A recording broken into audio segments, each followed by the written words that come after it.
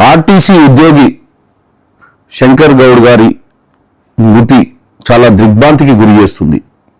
ఎందుకంటే ముఖ్యంగా ఆర్టీసీ కార్మికులకు ఒకటి చెప్పాలనుకుంటున్నా. ఈ ప్రభుత్వం మీరు ఎన్నుకున్నటువంటి ప్రభుత్వం, ప్రజాపాలన కోసం పనిచేస్తున్నటువంటి ప్రభుత్వం. ఈ ప్రభుత్వం చర్చలు చేయడానికి సిద్ధంగా ఉంది. మీరెవ్వరు కూడా ఆవేశపడకండి. ఎందుకంటే ఏదో జరగదని గత ప్రభుత్వాల మాదిరిగా నెలలు మాతో చర్చలు జరపరన్న ఆలోచనకు పోకండి.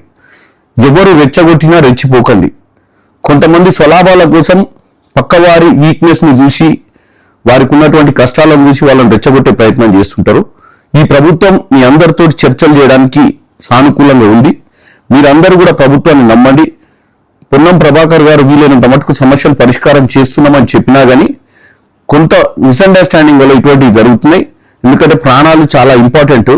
మన వెనుక మన కుటుంబ సభ్యులు, మన మీద డిపెండ్ అయిన వాళ్ళు చాలా మంది ఉంటారు. దయచేసి ఆర్టీసీ కార్మికులకు ఈ సమ్మె విరమించుకోవాలి. అలాగే చర్చలలో పాల్గొనాలి. మీ సమస్యలన్నీ పరిష్కారం చేస్తారని తెలియజేస్తున్నాను.